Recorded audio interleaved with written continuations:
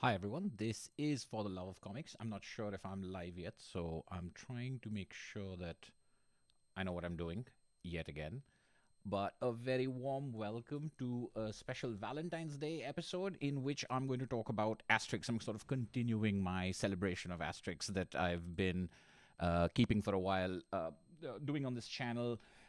And I was thinking about this for a while, what my favorite Asterix albums were going to be and making this video, but I thought that doing it live would be particularly fun if there were Asterix fans who wanted to talk about their favorites at the same time, which is why I decided to make my next live video and this top 5 combined. This is also in the same tradition as my top 5, top 6 Tintin videos that I'd done a couple of years ago, a long time ago, when I just started the channel, in which I wanted to talk about what my favorite Tintin adventure is, but I also wanted to have some honorable mentions. So I'm going to follow the exact same format for this video. I'm going to get to what my absolute favorite Asterix adventure is, but before that, I'm going to talk about 5 honorable mentions and try to engage in some sort of debate or conversation, if I can get this chat thing up, with all of you on what your favorites are. Because, and I think this is something that I found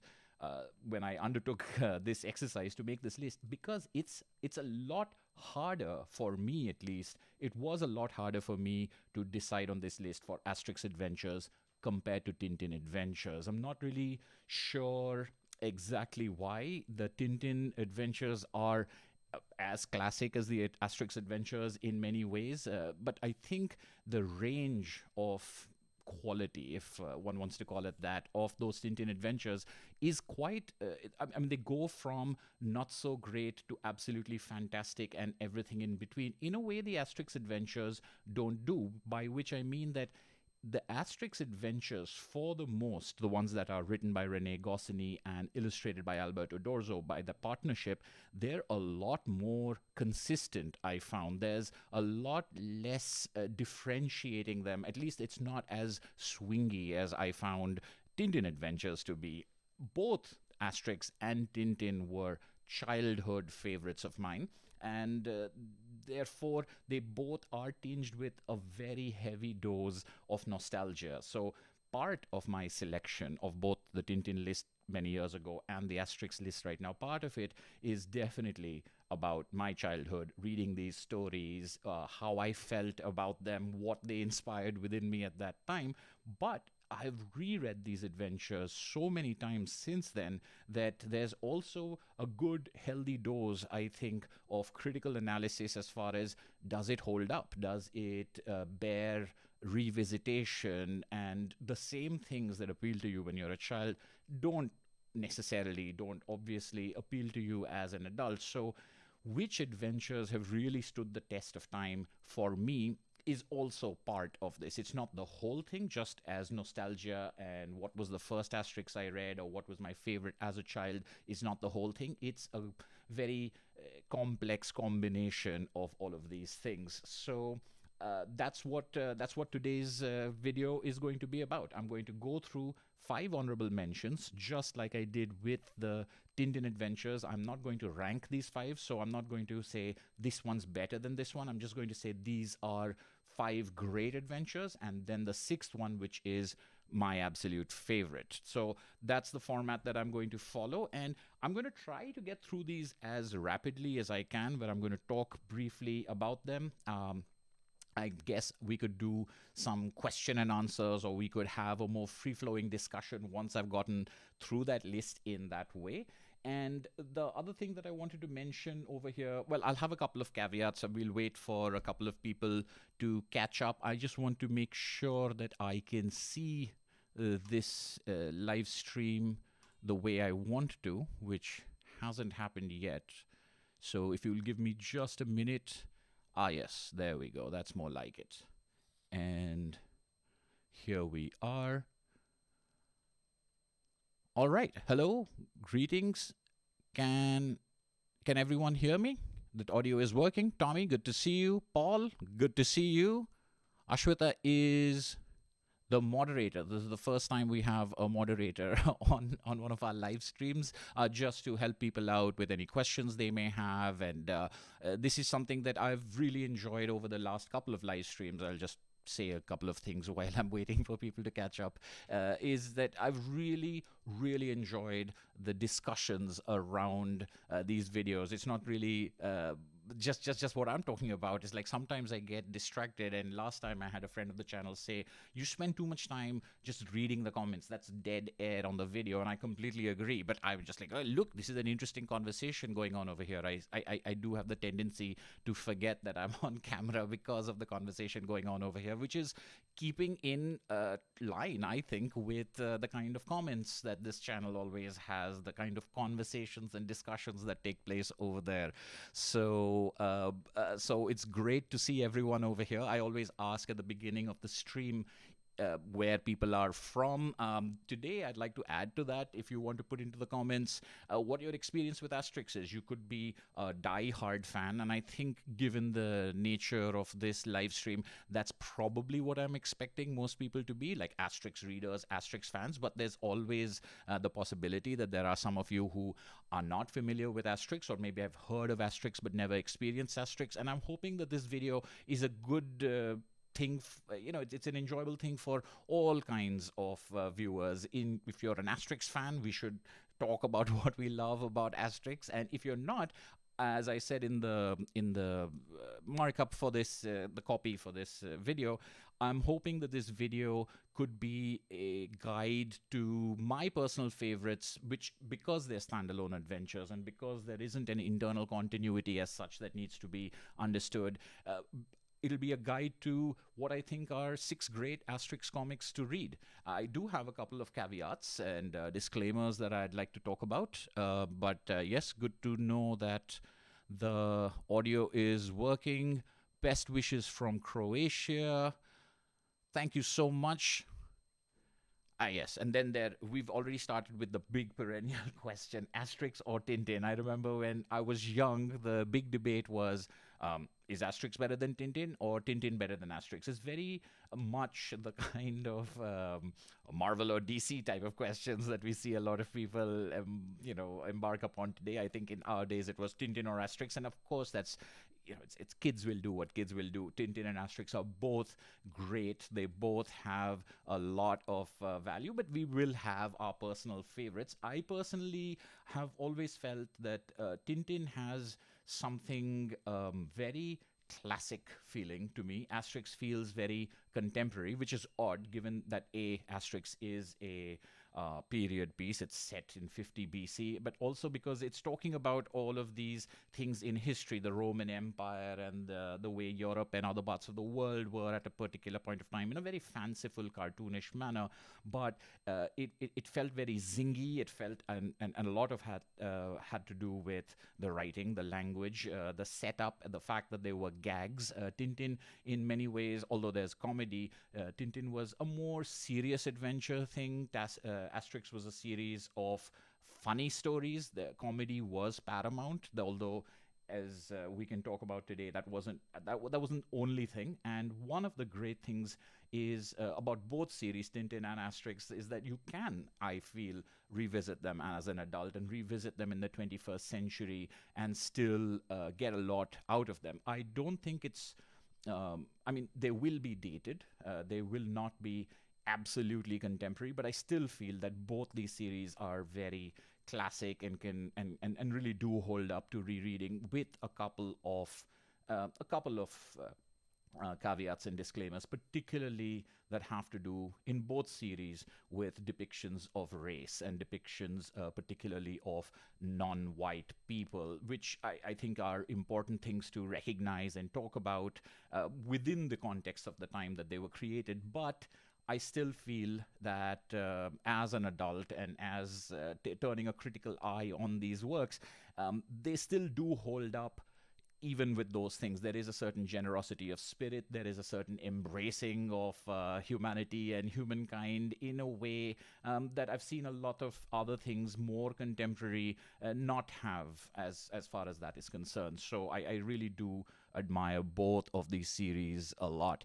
And I also know that in, say, the United States, the popularity of both Asterix and Tintin are not anywhere near the level that they are outside of the United States. In Europe, for sure, and I was talking with a number of you, I've talked with some of you on the presence of Asterix and the presence of Tintin in Europe, where they're seen as, you know, sort of treasures. They're seen as things to preserve and things that are passed on from generation to generation. There are so many people, even in the last week, I've talked to, who've talked about having their parents' books and having their grandfather's books or their uncle's books. It's really a sort of heirloom storytelling in a way that very few of us, I think, find these days. Everyone captures their own thing, but to have things that you enjoy, that your parents enjoyed, that their parents enjoyed, I think is getting rarer and rarer. And I think that's something as well that puts these and many other comics that we know of, and many other comics, for example, outside of the American superhero comics, which obviously have that presence in the United States. That's the way Spider-Man or Superman would be. I know people who have been named after superheroes because their parents were such fans and their grandparents were readers. It's that same way that Asterix and Tintin and other comics like Phantom, Mandrake the Magician, and of course European comics that we also know of in Asia, like Lucky Luke, they all have these things to different extents, that ability to be passed down from generation to generation, which I think makes them very special. What we're going to do is, are a lot of people having issues with the audio? Some people say that it's fine. Some people say it's not. Let me see if there's something I can adjust. I don't. Sound is very low. All right, let me see if there's something. Is that better? Is that right? Yeah, that's the problem with the dynamic mic. You're absolutely right. I want to use this because I don't want sound all around me. There's construction and stuff, but I do have to stay very close to the microphone. I'm hoping that this is better. Some people say it's fine. Some people say it's okay. Some people say it's a little low. I'm sorry about that. Well, all right. Okay. I'm just going to keep myself as close to the microphone as I can, because that is absolutely the right tip over there. If this doesn't work,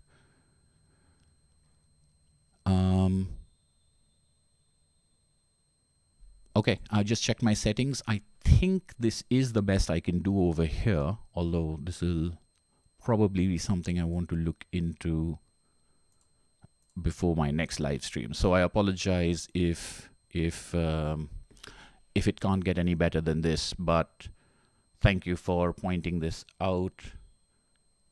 Okay.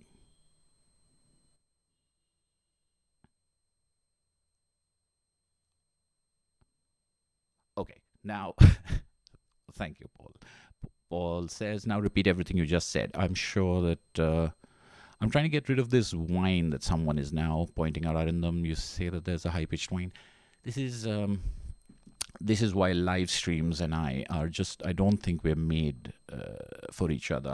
I far prefer to take hours and hours or days to edit together a 5-minute video in which I can try to repair the kind of amateur mistakes that I keep making. But I hope at this point of time, I can get a combination of turning the sensitivity of the microphone to a certain level and just speaking loudly close to the microphone. All right, is this good content? Is this working for everyone? All right. Well, it's great to see everyone over here. It's great to see everyone in the chat. Thank you very much for joining me. here for the love of comics, celebrating for the love of Asterix. Now, just before I jump into this list, of course, I want to have a couple of caveats. One, which I don't really think it's necessary, but I'll put it out there anyway. It's a personal list. So it's just opinion. I am not trying to say that these are absolutely by no other standards could no other books possibly be anyone's top favorite Asterix, etc., etc.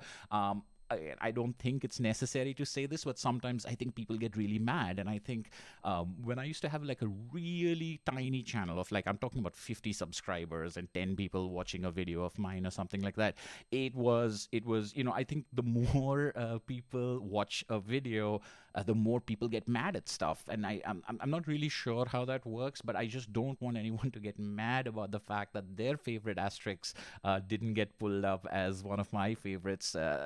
And as I said, it's very tough. So I have over here the 24 Asterix that I considered. So that's another one of the caveats. I'm not treating anything that isn't by René Goscinny and Albert Uderzo. I'm only treating the 24 books they did in partnership. I'm not looking at the books that only Uderzo did, and I'm not looking at any of the new books. Some of them I have read, I have not really enjoyed. I don't find them to be at the same level. They are good enough in some cases. I know that one of the conversations that I had, I think Paul said that The Great Divide is not a bad one, and I will definitely agree that of all the ones I've read that are written and drawn by Uderzo, The Great Divide is the best one of them. And it's not, it's not a bad comic by any means. For me, it just didn't have the charm.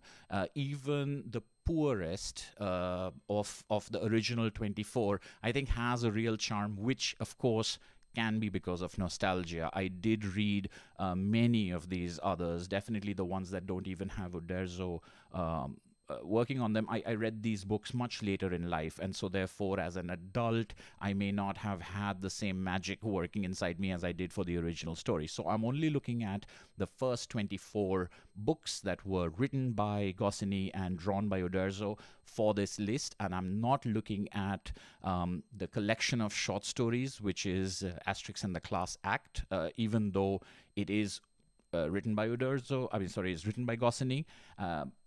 Even though that's a collaboration, because it's a collection of short stories, I'm not putting it in the same competition of looking at these longer form adventures.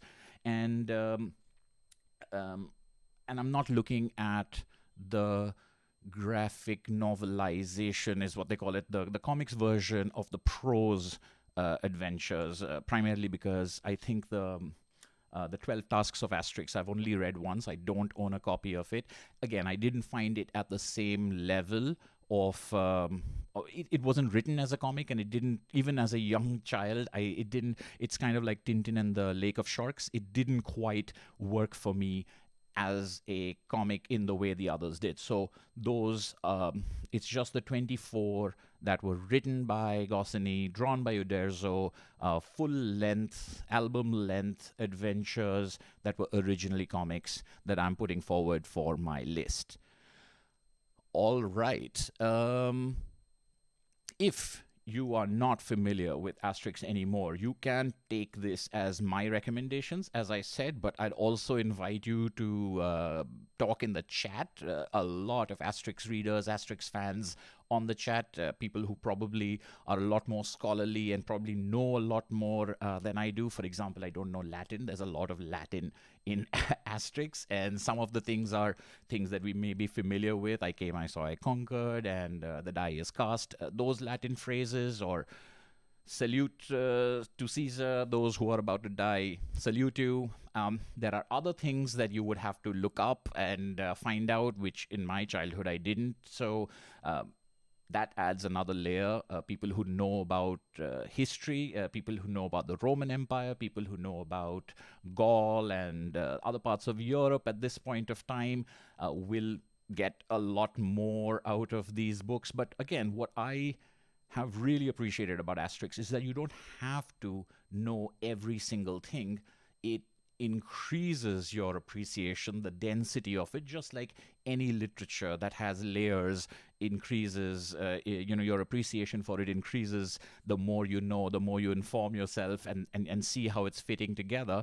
And one thing that I did want to mention before I get started on this list is my appreciation for these stories is very, very dependent on the terrific translations by Anthea Bell and Derek Hockridge that I read. I don't read French, although given the kind of editions of these books and the Tintin books that exist in French, it seems like I should correct that. I should start learning French so I can read these versions and these. But I don't read French. I didn't as a child, so I read them in English, and these translations have a very big role to play in how much I love these books, these Asterix adventures. The kind of puns, the kind of wordplay, the gags, and the associations that link these pages together, these adventures together.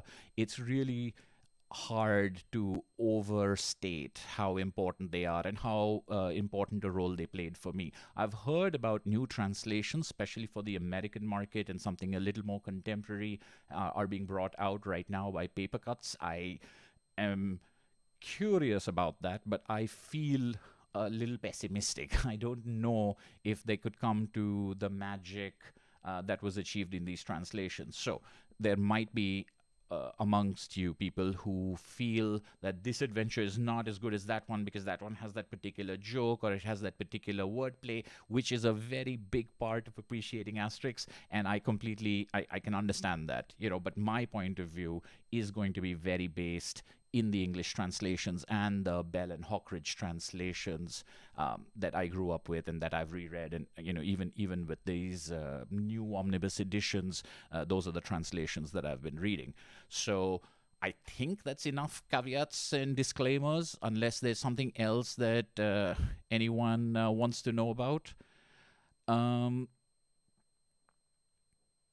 Which one is your favorite? Yes, this is the whole thing. But if you're new to For the Love of Comics, I'm never going to do something in 5 minutes if I can take half an hour about it. And I'm never going to do something in half an hour if I can take an hour about it. So, yes, I will talk about which one my favorite Asterix is. But before I will talk about 5 others, honorable mentions, great Asterix adventures, in my opinion.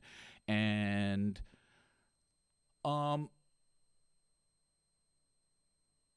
I'm going to go chronologically. So the 24 adventures of Asterix were published almost 2 a year. I thought they were annual, but when I started looking at the dates for my previous video or after my previous video, I realized that there were a lot of years in which 2 adventures came out. So the pace at which these were brought out are quite impressive as well. Also, I don't know if Uderzo had a studio like Hergé did for Tintin. So was he the only person drawing? If you know, let me know if he was the only person creating this art, because another thing about Asterix is the art is quite intricate. I mean, there's a lot being packed into these panels and the details are fantastic. The line work is terrific. And there are adventures of Tintin where you've got terrific art in certain panels and certain other ones are a little plainer, are a little simpler. The level of detail that was brought into the redrawings often had a studio of people working. I don't know if Goscinny if Uderzo had the same thing going, but yeah, it's quite a pace when I look at this list of titles and how often they came out. So, without further ado, I'm just taking a look at if there are any questions I need to get to before I get on this list. Right, yeah, I might as well. I've ordered one of the paper cuts editions. It's one of those omnibuses that's 3 in 1. So there was one that was available at a discounted price, and just out of curiosity, I decided to take a look at it. I think I'll definitely do a comparison of the translation if I find there to be things worth talking about, but I'm also interested in the production. One of the things that I did talk about in comments and with people is that these albums are full size, so that's great. And I absolutely think they should be full size. Shrinking down these European albums is a real disservice. If anything, they should be blown up even bigger, and the fact that they're paperback. So the paper cuts albums are hardcover. I think they're slightly smaller, so already I'm my pessimism has kicked in by shrinking it. I'm not sure, but let's compare. So I'll bring up I'll bring up those books once I get my look at that. So Asterix and the Gaul was published in 1961, but I am going to my very first pick, because I'm going chronologically, is actually going to be something a lot deeper than the initial stories, which automatically might irritate some of you if you're looking for your favorite to be in among the early stories. And that's because my first selection for my first honorable mention in my top 5 Asterix is Asterix in Britain. I'm let me just check if this is, yeah, there we go. Asterix in Britain, which was, according to my notes, 1966. And before this, you've got Asterix and the Gaul, Asterix and the Golden Sickle, Asterix and the Goths, Gladiator, Asterix and the Banquet, Asterix and Cleopatra. That's a big one. Very often you'll find that to be people's top choice. Asterix and the Big Fight. So there are 1, 2, 3, 4, 5, 6, 7. This is the eighth. This is the eighth Asterix album, and you could say that that's a little late to be getting to the first of 5 favorites, and that's a valid point, because I think there are a lot of good things in almost all of the ones, even Asterix and the Gaul, which I don't consider, and I think most people wouldn't consider to be definitive Asterix. I think even Asterix and the Gaul has some terrific gags. They introduce characters to you. They introduce the way they interact, and then from Golden Sickle onwards, from the very second book, I think things get very good. Automatic. I mean, I mentioned this a little in my earlier video, is Golden Sickle has this great unraveling mystery of where you go to do one thing, but you find something else, and you find something else, and it's very noir in many ways. And Asterix and the Goths has some great humor. Asterix and the Gladiator could be very easily somebody's favorite comic, or definitely if you're going to go through top 5, which has one of the very first absolute in Roman territory with Roman culture clashes of Asterix and Obelix traveling to Rome. Asterix and the Banquet, which is Tour de France, which they go all over Gaul, picking up food from various cities, staying one step ahead of the Romans everywhere. These can all be classic stories. And of course, Asterix and Cleopatra, in which they go to Egypt, and Rome and Egypt, and Gaul coming to Egypt's aid because they have a person who's come in there. All of these things, I think, are sort of honed and crystallized in Asterix in Britain. Like Asterix and Cleopatra, you have someone coming to the village to get the help, like Asterix and the Big Fight. You've got Asterix and the Big Fight is a very interesting one, and that I think is something that people don't talk about as much, primarily because it's sandwiched between Cleopatra and Britain, two widely recognized classics. And I say that Asterix in Britain has everything that has come before it, whether they are traveling out, whether they are helping people, whether they are poking at the Romans. But you also have this kind of, it starts first, and this is something I've noticed in Asterix stories, is about half of them almost, or maybe a little less than half. They start with scenes that aren't in the Gaulish village in which our heroes, Asterix and Obelix, live. They start somewhere else, and it's kind of like a cold open, or it's like one of those things that you have where you've got one scene that is somewhere unfamiliar with people who are unfamiliar, and then you come into our village, and then you meet our heroes. And so those are great cinematic ways of starting the Asterix adventures, and that is what Asterix in Britain does, but with the added twist of it being familiar. It's an echo of our favorite Gaulish village. You encounter a village in England, in Britain, that's holding out against the Romans after the Romans have conquered all of Britain. And it's them who have to figure out how this one village of Gauls are doing it. So you actually start with the famous pirates, who've become famous now, a recurring sort of story. Sorry, where is my? Oh, there we go. Sorry, here we go.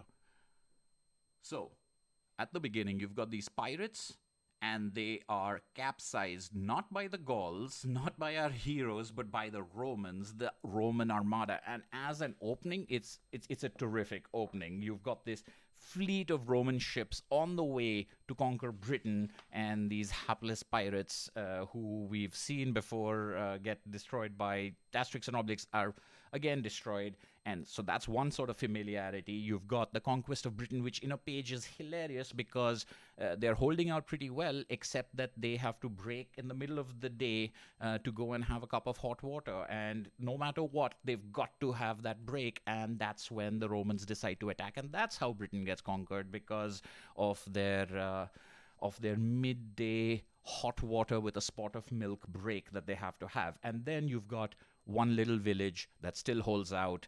That's the similarity, and the person sent. And so you've got this familiar thing within this unfamiliar thing. You've got someone coming to the Gaulish village to get their help, like we've seen in a couple of different things.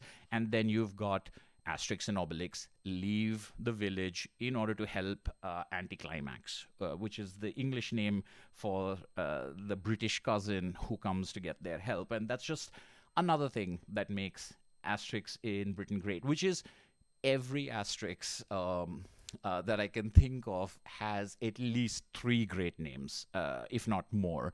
And Asterix in Britain is full of them. I think almost every name in English, in the English translations, is hilarious. It's very good. And then you've got Scottish, and you've got Irish names, and you've got British names, and then you've got the British way of speaking. All of these things, as a youngster, appealed to me incredibly. I mean, maybe it's because we were a little bit more familiar with British mannerisms and Jolly Good Show and sharp fielding and stuff like that. But it was. On returning to it, I can see that every single page, every single panel almost has a fidelity to its gags and has this consistency that's just terrific. You've got very similar sort of things that you've seen before in Asterix and the Banquet and Asterix the Gladiator, encounters with a variety of different people and different cultures, but all of them sort of perfected until you have Asterix in Britain. So because it takes everything that has come before it, takes everything that has worked, and then crams it into one adventure, you're sort of getting the highlights of what Goscinny and Uderzo had achieved until then with their previous adventures, all of them coming together in this wonderful culmination, in my opinion, in Asterix in Britain, which is what makes it my first honourable mention for favorite Asterix.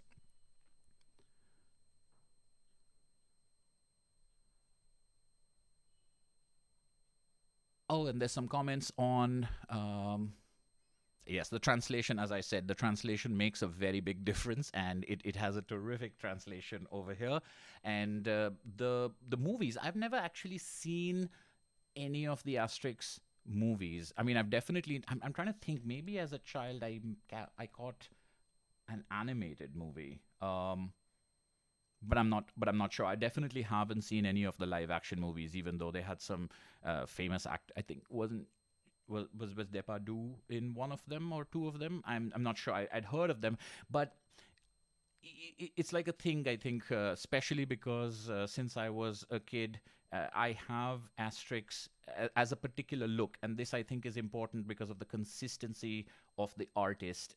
Once Uderzo had settled into his style, it's so definitive for me that other forms of it, especially live action, just didn't sit well with me. And I think that's another thing. There is a consistency in the art, the way there is a consistency in the writing. There is a the way the gags work and the way the art works are very similar, are very hand in hand, and so therefore I was never quite interested. But I mean, I've heard good stuff about some of them not so good stuff. Maybe I'll try them out, but I've never gotten really excited about watching Asterix. I do love rereading Asterix. Again, this might be nostalgia. It might be an association thing that I should try. Yeah, Depardieu plays Obelix, so that's yeah.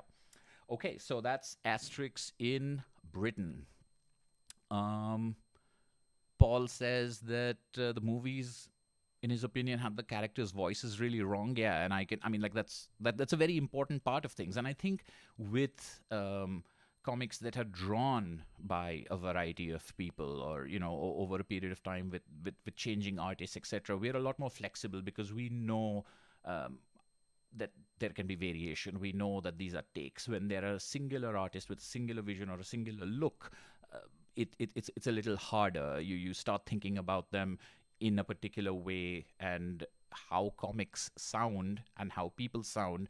I mean, that's true for prose as well. We've often seen movie versions which we think they didn't get it right because that's not the way it sounds in our heads. So comics have that double. You've got the visual look of things that you want to have fidelity to, and then you've got to have sound, and then you've got to have tone of how those two things work. So it's a very difficult thing, but probably a topic for a different video. Okay, next up, my next favorite Asterix is not as far away, is not as deep as Asterix in Britain was from the beginning. After Asterix in Britain, 1966 also saw the publication of Asterix and the Normans, and 1967 saw the publication of my next favorite book, which is Asterix the Legionary.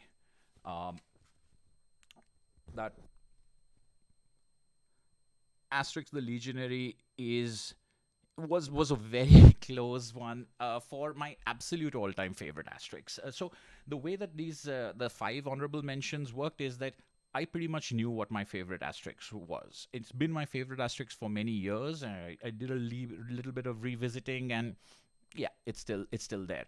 The other 5, the honorable mentions, 3 out of them, maybe even 4 out of them, I was pretty sure. And that 5th position, the way it happens, was a nightmare. So number 1, no problem.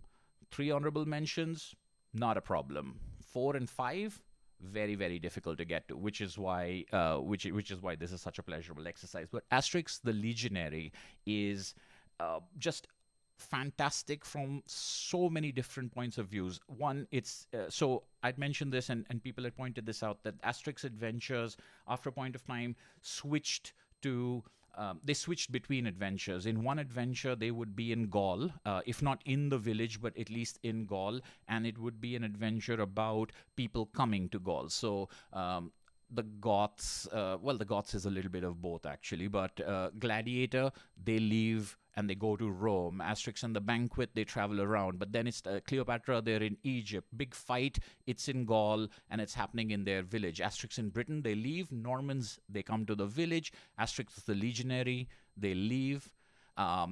So of these choices, some of these are where they go out. Some of these are where they stay in. And Asterix the Legionary is probably one of the best, if not the best ones in which they go out.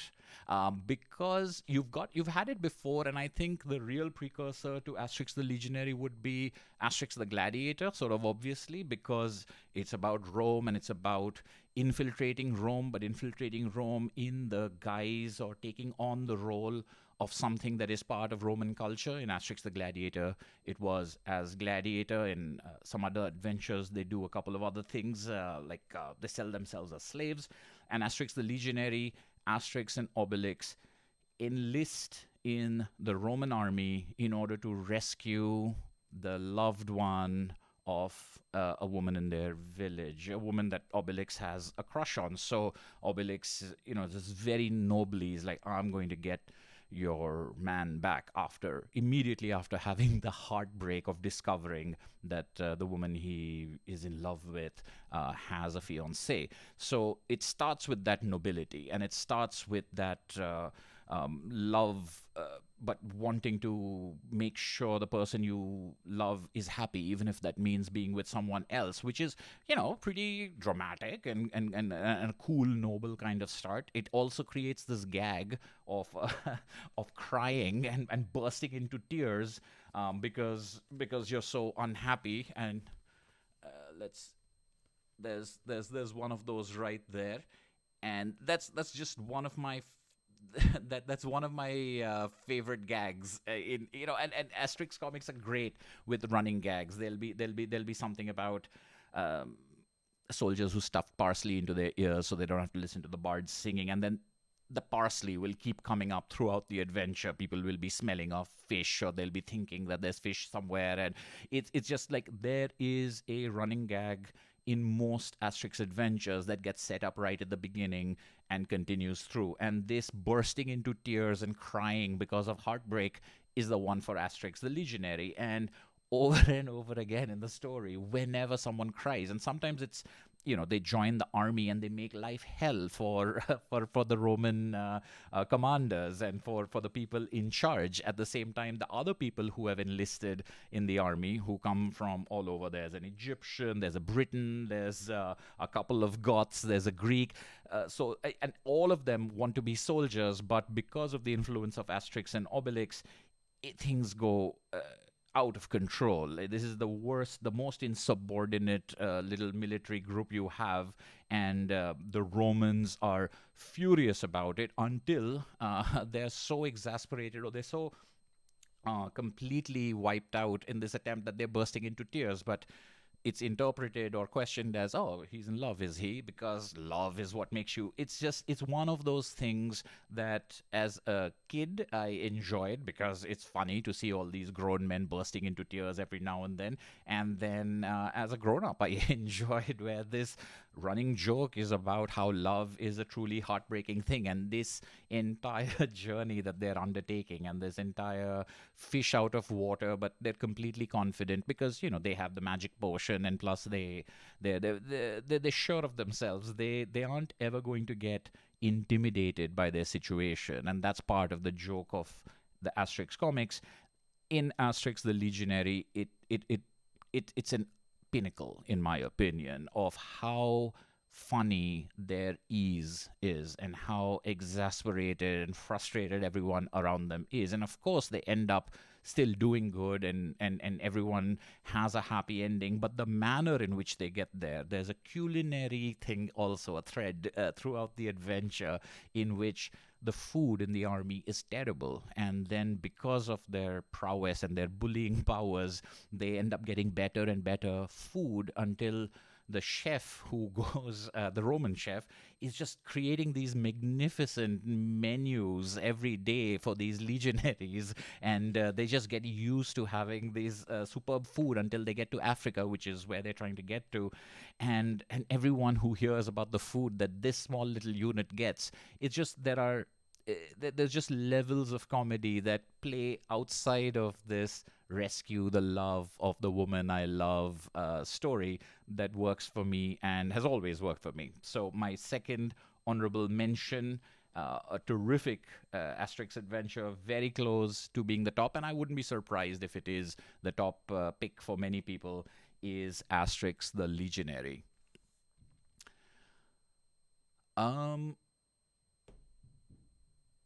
Oh yeah, they don't use Latin anymore. I heard about that as far as the new translations are concerned, or I heard that they have the Latin phrases, and then you've got a little asterisk in the translation, and a translation of that term right underneath, which I think is great, which I think is a good idea, and I've enjoyed that in comics that I've seen that in. Although there are, I mean, I'll just have to see it, I guess, but I know that Ave is not used. That's one thing I did pick up on my internet reading, and that I found to be extremely worrisome, because that's That's a, the Roman soldiers saluting if they say hail or whatever it is that they say right now. I mean, I understand hail Caesar, ave Caesar, etc. But for me, the absence of that term. So I'm guessing that that's what's been changed. Again, once I find out, or once I can at least take a look at those three books, those three adventures, I'll let you know what I see. Um, okay, thank you very much. Um, Now, moving on, we've gone through Asterix in Britain and Asterix the Legionary, and my next favorite is, and this was one of the tough ones. So this one made it in right at the very end. There were many that were contending for these positions, of course, but just given the number of times I've reread this and how well I know this, my next pick is Asterix and the Chieftains Shield. Now, I think this one might be a little bit of an unusual choice for some people, but this is the very next adventure after the Legionary, and I think that this is, you know, Goscinny and Uderzo hit a stride over here. So I think when I look at this list, that any one of these could make anyone's number one, and it would be absolutely non-controversial. For me, what I loved about the Chieftain's Shield is because it was a combination of going out, which they leave the village and they go out, but they go out to get a rest cure for their chief, and the chief vital statistics accompanies Asterix and Obelix. So in most adventures, right at the beginning, it was Asterix and Getafix in Asterix and Gaul, and from then on, it was Asterix and Obelix. So whenever they leave, whenever they go on an adventure, it's Asterix and Obelix, sometimes Getafix. But having vital statistics along for the ride was a great change. But he's unwell and he needs to diet, he needs to lose weight, and so they undertake this trip that is not a quest or a honor mission, which a lot of these missions are. A lot of these missions are about honor, and a lot of these missions are about. That's not how it starts out. What it starts out as is he's got to go on a diet, so he's got to go to this rest cure. But on the way there, he eats more and more, and he's really in bad shape by the time they get there. Then you've got this great sequence of gags in which, now that they are at the rest cure, Asterix and Obelix are, they're not there for the cure. So the way they behave makes everyone else is dieting. These guys are eating roast boar. They're just they're making a mess of the premises, and so therefore they can't stay there. So they have to leave while vital statistics over there, and then the adventure of the story, the Chieftain's Shield, actually kicks in, even though that is something you got as background right at the beginning. So the structure of the story is, I think, what gave this the edge over a couple of others. I mean, it's a great story. I love it, but it's also formally very bold and interesting to me. The way that the characters' progression and when the story of the title actually starts and what it's got to do with anything, and then it becomes a story of pride. Then it becomes a story of Julius Caesar wants this symbolic shield in order to prove his supremacy over Gaul, and now then they decide, Asterix and Obelix on their own, they decide that this is not going to happen and they're going to beat them at it. So no one's assigned them to this. They just are waiting around while they wait for their chief to finish his course, and it goes from there. It also has a really good ending. I liked it. I liked it as a kid, and I like it as a grown-up. I like the way things come full circle in this story. I like the way the dieting and the weight loss plays into the mystery. It's like your case and my case are the same case. It's that kind of stuff, and it's a nifty bit of trickery, and again, a lot of funny jokes, a lot of great feasting. Asterix, when I was a child for sure, but even now, it makes me hungry. It is one of the most sometimes there are those comics that just you looking at the food in them makes you hungry, and I don't even think I'd eaten pork when I first read Asterix. I didn't know what boar was, and so I asked somebody, "Is like, what is roast boar?" And they're like, "Boar is pork," and it's like, "Oh, these are just giant pigs and thing." But there were years of my life where literally my only goal was one day to eat roast pork because of Asterix, and then sausages and then roast chicken. It was a little carnivorous now that I think about it, but it's fascinating. And there were the kind of choices that I made at one point of time when I was looking through my top list of titles. I was wondering, if did I just pick the ones that have the tastiest food pictures in them? Is that what's going on in this choice making? I mean, not to say that's a wrong way of approaching it, but the food that you have over here, and because of the situation of the food, that entire setup of the kind of food that they're eating, and what they are eating over there is just another additional thing. The kind of hijinks that ensue, and the kind of cat and mouse games with the Romans, I think, is classic Asterix. The reason why you read Asterix, one of the main reasons why you would read it, I think, is to see how they outwit the Romans, and to see how hapless this huge empire, these forces and this civilization with all this power, how hapless they are in front of our heroes, who are unpretentious, simple.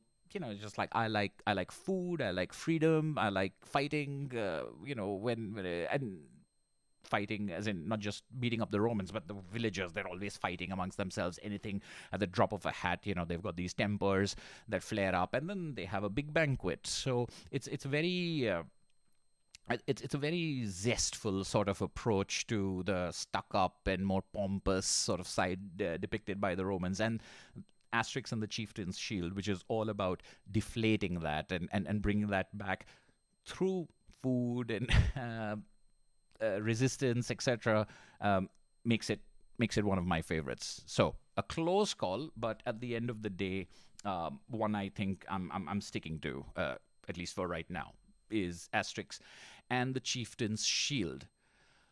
Then that was 1968. So also in 1968 there was the Olympic Games, and now this is, as I said, they've hit their stride. So the books that followed could have made this list again. And there's just a caveat I'll keep giving throughout the video. Could have made the list quite easily, but Tarantino's movies make me hungry. Yes. What was the now I'm not in Goodfellas, when they're in jail, and there's that slicing of the garlic with a razor blade that you got to cut it this much so it dissolves in the oil. That's the scene I always think of in movies. It's just like, oh, I need to go slice some garlic now. Anyway, my next favorite Asterix is from 19. Let's see if I can get this.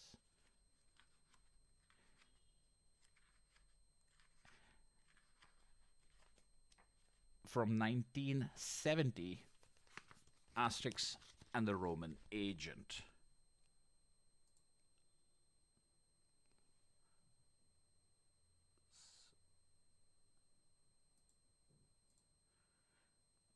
Let me see if I can get it. There we go.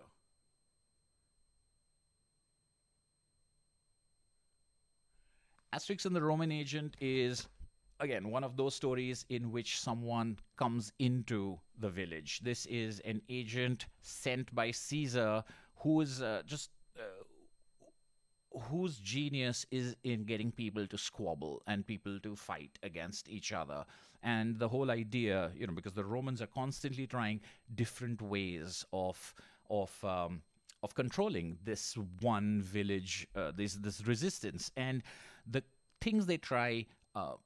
Start militaristically, which is useless because they have a magic potion which makes them invincible, and so therefore they can beat the armies no matter what. Then they try to create a barricade, and then Asterix breaks out of the barricade, and they try to keep them from going anywhere. So those are the adventures that we've seen in which they're poking at the Romans, in which they are resisting the Romans by proving that they're free to go anywhere, that they can do anything, they can go and get something. And that's the way a lot of the later adventures will also be. So the Chieftains Shield has a bit of that, of the chieftain. Then there is pride sometimes comes into play, not just against the Romans, but against other Gauls, especially because in a couple of these stories, you actually have Gauls who are completely fine and who embrace the Romans being there. So there's a little bit of there's a lot of sly commentary on a lot of different things, but there's commentary on, people who collaborate, people who go along with the colonizers, with the conquerors, and people who resist. And so there's the game of pride is not just with these Gauls who resist and the Romans, but also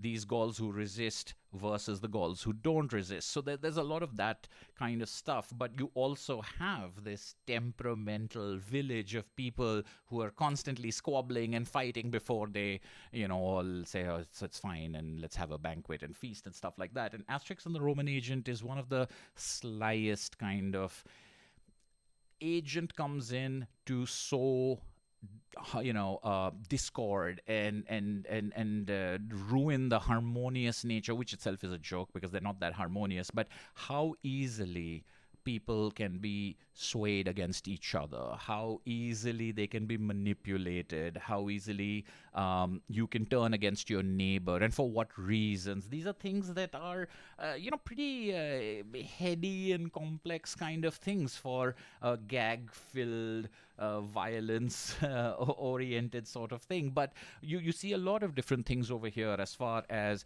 leadership and why is someone a leader, and then do they have special privileges? And if they have special privileges, does that mean their wife has special privileges, their children get special privileges? What do kids say to each other about, my dad is better than your dad? Those are the kind of things that are, it's the basic fabric of this particular story. And whether you are like the oldest man in the village, or whether you are the blacksmith, whether you're the fishmonger, you've seen all these people before in these Asterix adventures, fully automatics and unhygienics, their wives.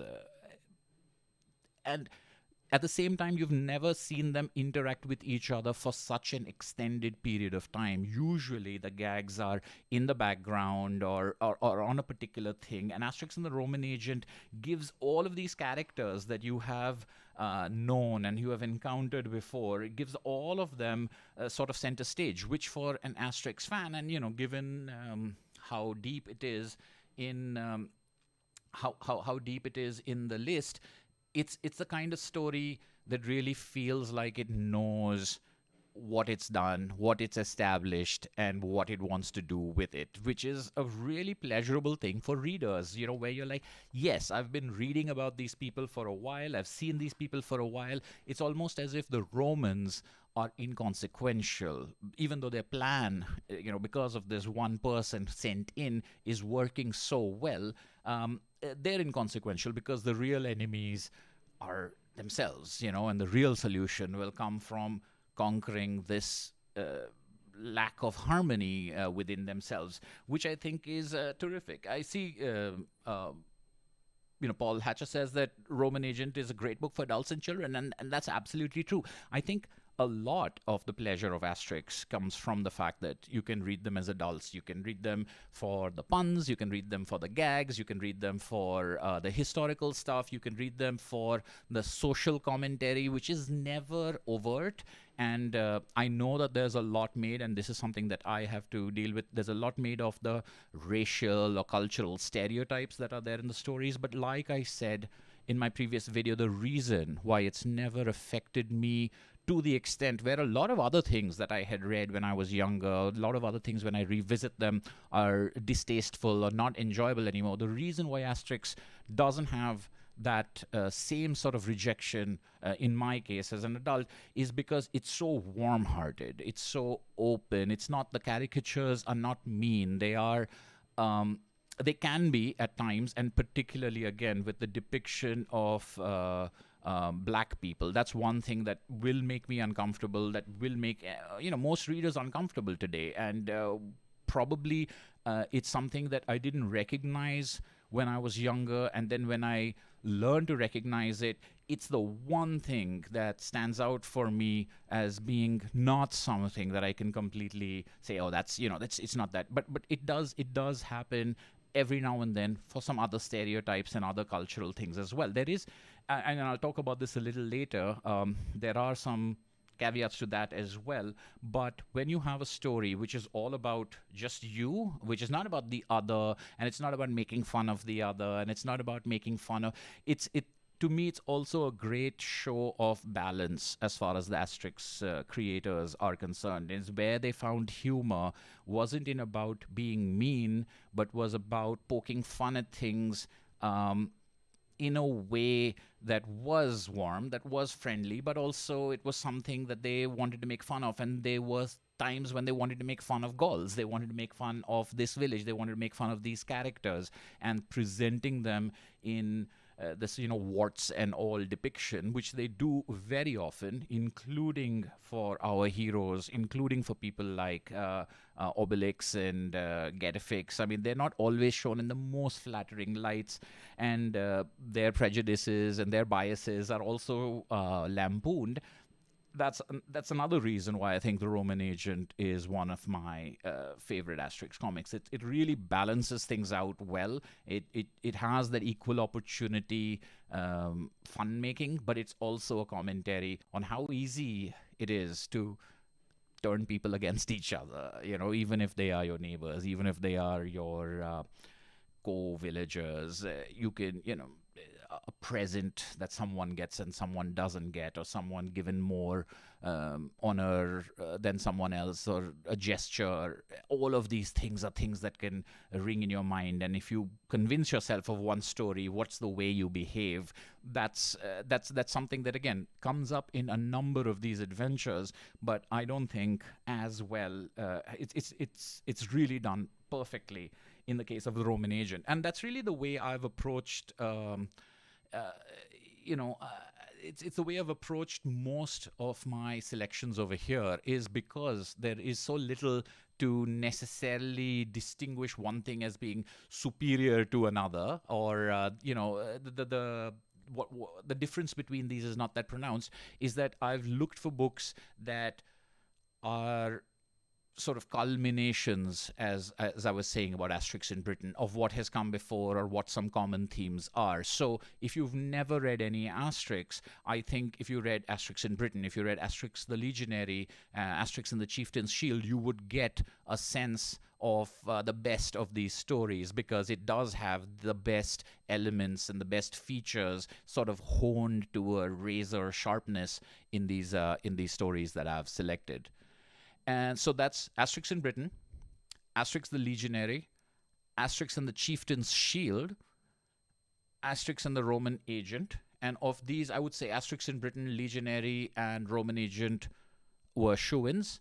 Asterix and the Chieftains Shield won out at the end, maybe because of its depiction of food. And my final selection, in my honourable mentions, not my number one, but my final selection in my honourable mentions is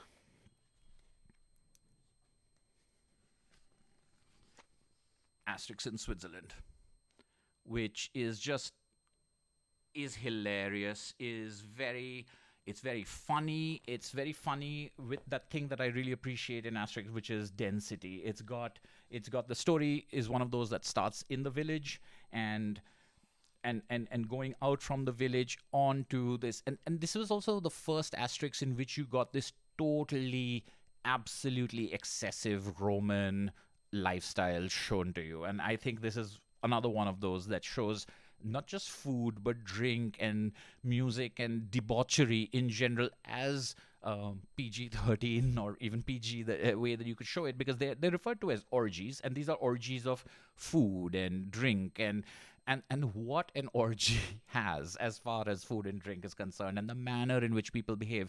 It's this incredible portrait of people who are so bored, and how are they going to get excited about things, and what's going to appeal to them. I mean, it's a fascinating sort of backdrop that it's not the main part of the story, but it's running through the story, this Roman excess. And when you think about the Roman Empire, you've had the roads, you've had the conquest, you've had the gladiatorial combat, you've had because I'm going chronologically, I have skipped over Asterix and the Olympic Games, but you have the Olympic Games. You've got a lot of these things that have to do with that classic time and place. But I don't think that the the debauchery of the Roman lifestyle, which is again something as an adult you can associate with that, has been as brilliantly portrayed. Even till today, if someone says, Rome before the fall, or the Roman luxurious lifestyle or excessive lifestyle, I think of Asterix in Switzerland, and the orgies over there.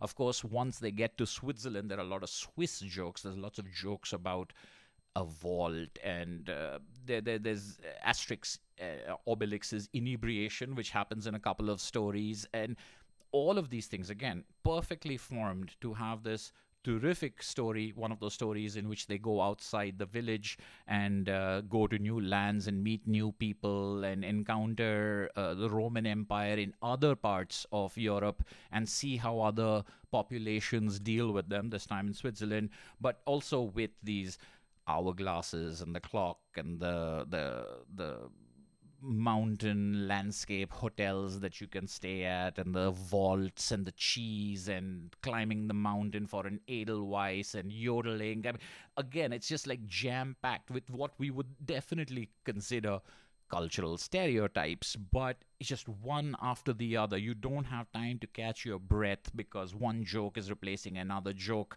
so fast, and you've got some of the most rapid-fire continuous puns of the series, which is famous for its rapid-fire continuous puns. But I think in Asterix in Switzerland, it's just next level. It's machine punnery of the jokes, the velocity of them, and the number of times they hit. I think I haven't done a scientific analysis, but it's definitely, I would say it's probably the best hit ratio as far as the jokes and the puns are concerned. So another one in which they step outside the nest and see what there is to be seen, and probably the best one. Which one did I say was the best one before this? I'm going to contradict myself, but Asterix in Britain, Asterix the Legionary, they both go out. Asterix and the Chieftains Shield, they're in Gaul, but they're out. Asterix and the Roman Age, and someone comes in, and these are my 5 honourable mentions: Britain,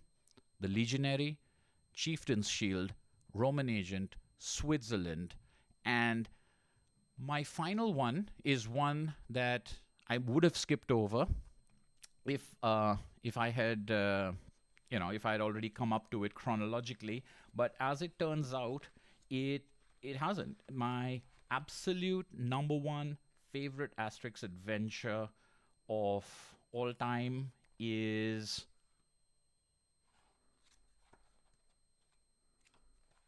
and this might be an unusual one. I don't know if I've heard many people call this their favorite, but as I said at the beginning, it's non-controversial for me. It's always been my favorite, or it's been my favorite since I started reading this seriously and rereading this seriously, and it's The Mansions of the Gods, which is an unusual adventure for a number of different reasons. It's, first of all, one of the stories in which someone comes to the village instead of them going out.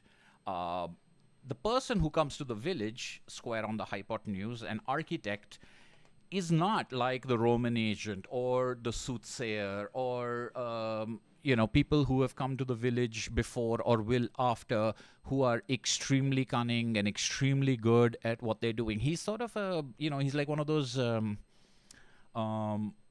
bratty young people just out of a particular degree who will show everyone how things are done. We've seen this trope before, especially in business. And he's a person who has a plan to civilize this area of Gaul that holds out against Rome. And it's one of those things that starts in Rome with a picture, and this is one of my favorite openings in any of the Asterix books, and this is the first page.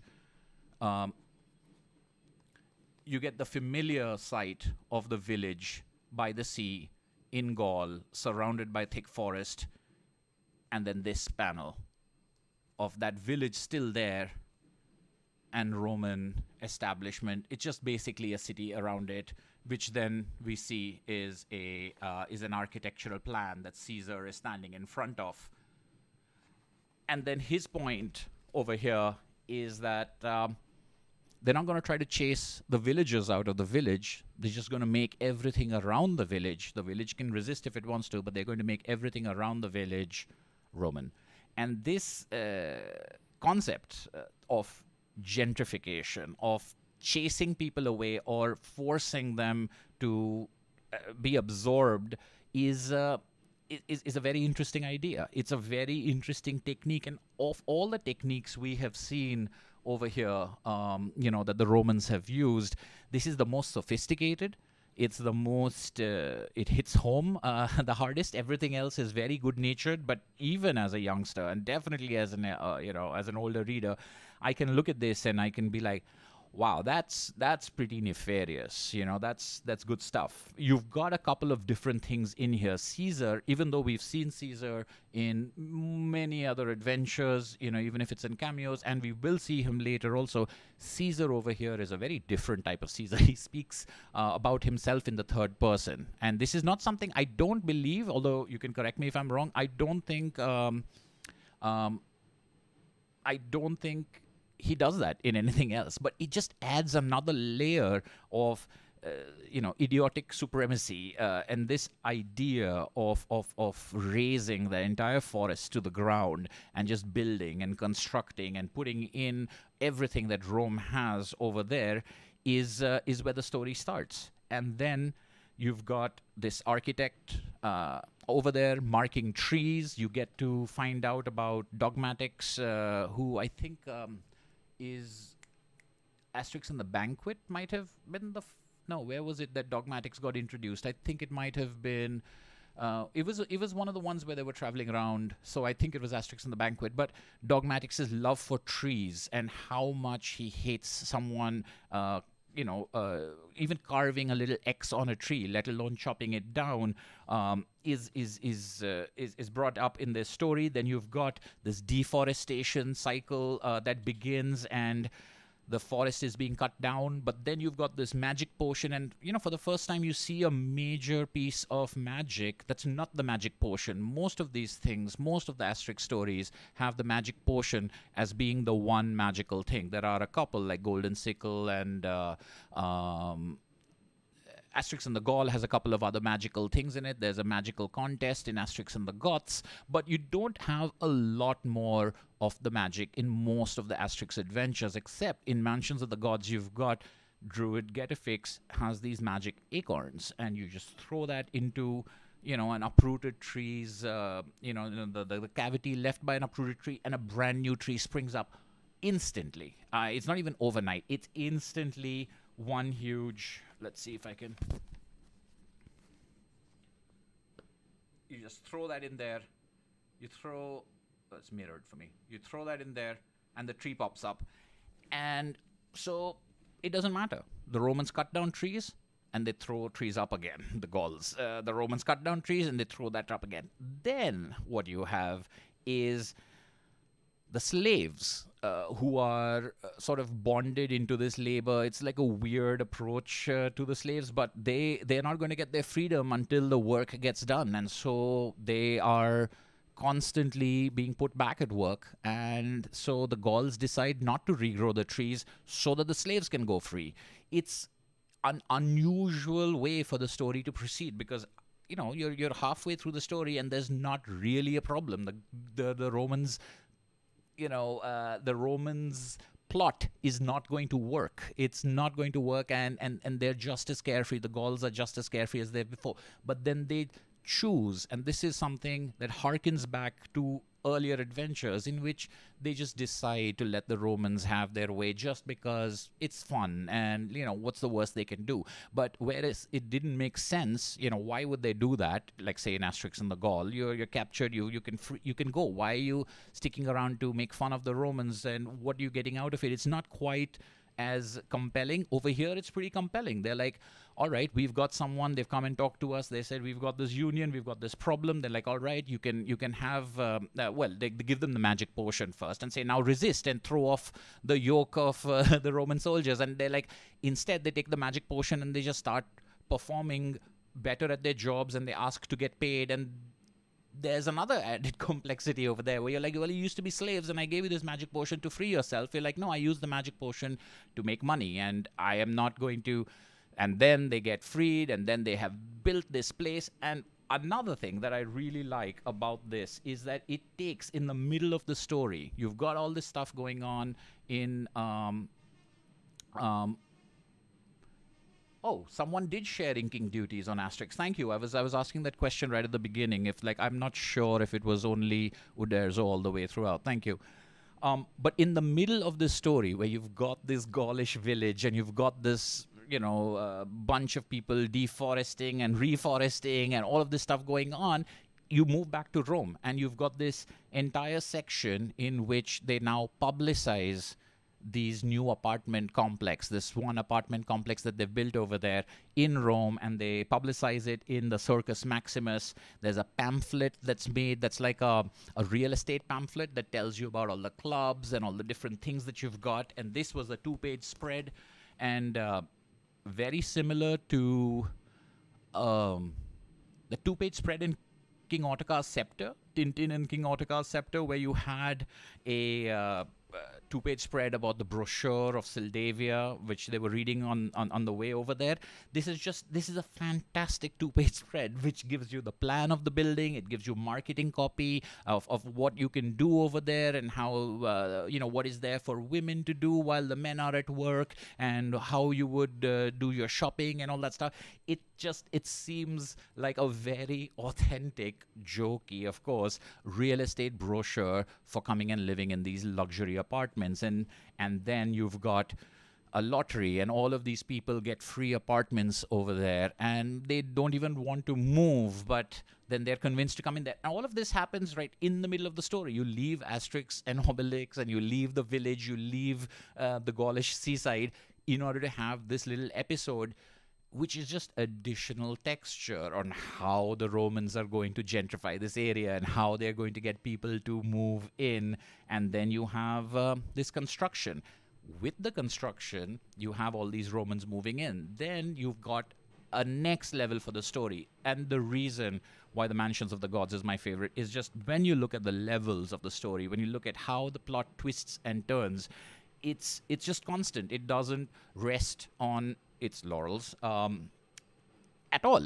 It's just like, as soon as you have one solution, you've got another complication, and as soon as you have a complication, you have a further complication. So they're like, let's build this thing. The Romans won't like it. They'll come over here and they'll go away. What's the problem? The Romans come over there. They come to the village. They start buying fish. They start buying menhirs. They start buying antiques, and now everyone in the village is competing for the Romans' money and for the Romans' attention. So just like you had in Asterix and the Roman Agent, just like you will have in Asterix, to a certain extent, in Asterix and Caesar's Gift, but Asterix in... which is the one I'm thinking of? Asterix and the Cauldron, which had a financial thing in it. I mean, there's a problem with Asterix and the Cauldron is Asterix getting banished from the village, etc. didn't quite make sense to me as a kid, because... well, he's the hero of the thing, but all of these things, again, like what we have seen in other adventures, stories of like these people competing against each other and the economic gain that they can get, suddenly the village now again starts falling apart under the pressure of this, until you have this huge fight and this absolute, there's this great sort of... all right, then they send the bard in, which is, again, we've seen this before, where the bard is the person who helps clear out people and get people out of the way. But then they have this huge fight in this terrific 1-page splash, one of my favorite pages, in which you don't really see any of the characters. You just have people screaming and shouting out of every window. It's just... as funny a single page in comics as I've read until now. I mean, my thing. And then they destroy the whole thing. And once they've destroyed everything, they put their magic acorns back into place, and everything goes back to the way it was, and it's just Roman ruins in the forest. The the interesting thing is that right at the end, Asterix says, to get a fix, the druid, do you think we can stop? Do you think we can always stop the course of events as we have just done? And the druid says, no, of course not, but we still have plenty of time. And that, man, that's a gut punch of an ending, because of course, to a contemporary audience, you know that whatever plenty of time they had is gone. It's done. So the fact that no matter what, no matter the magic, that they won't always be able to hold history at bay, that they won't always be able to hold this at bay, it's possibly the most bittersweet, compelling sort of ending, and way more powerful and way more emotionally. And of course, Obelix arrives and says, "Oh, there's a feast. There's no time. Of course not. And let's go eat." And then they have this giant feast.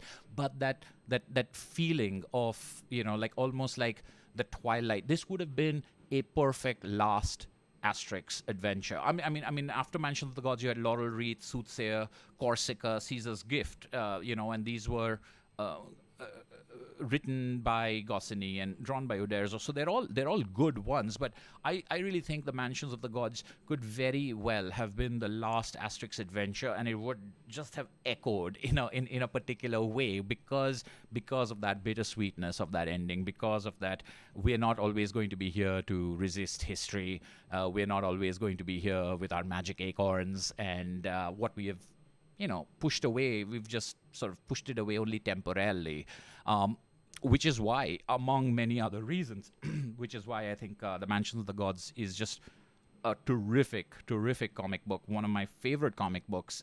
Definitely, as I said, no contest, my favorite Asterix adventure. It's really complex. It's really grown up. It's very funny. It's very experimental. It's very bold. It has a lot of stuff in it that you will find in other adventures, but it's packed it all there perfectly. So by reading that, but it's also a very different kind of adventure. It's not the same. It's not quite the same. It feels like a very mature work, and at the same time, it doesn't compromise on the buffoonery and on the hilarity, and the fact that a lot of these things happen because the Gauls themselves enable it to happen or encourage it to happen or allow it to happen, and not because the Romans, in spite of having a good idea, could have failed at many times, is what really gives it that extra special flavor for me.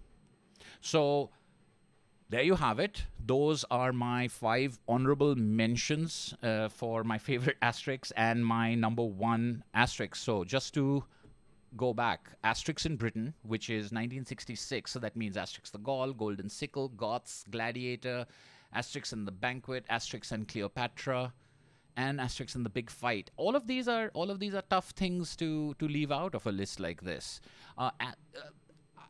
There are streaks that I can see when I look at this list. So when I see Asterix in Britain, Asterix and the Normans, which is, it's pretty good. It's not quite at the same level, but Asterix in Britain, Asterix the Legionary, Asterix and the Chieftains Shield, Asterix at the Olympic Games. That's a very impressive streak. Asterix and the Roman Agent, Asterix in Switzerland, Mansions of the Gods, and the Laurel Wreath. That's heck of a streak as well. And if you go back to the very beginning, given how things develop and how fast they improve, Golden Sickle, Goths, Gladiator, Banquet, Cleopatra.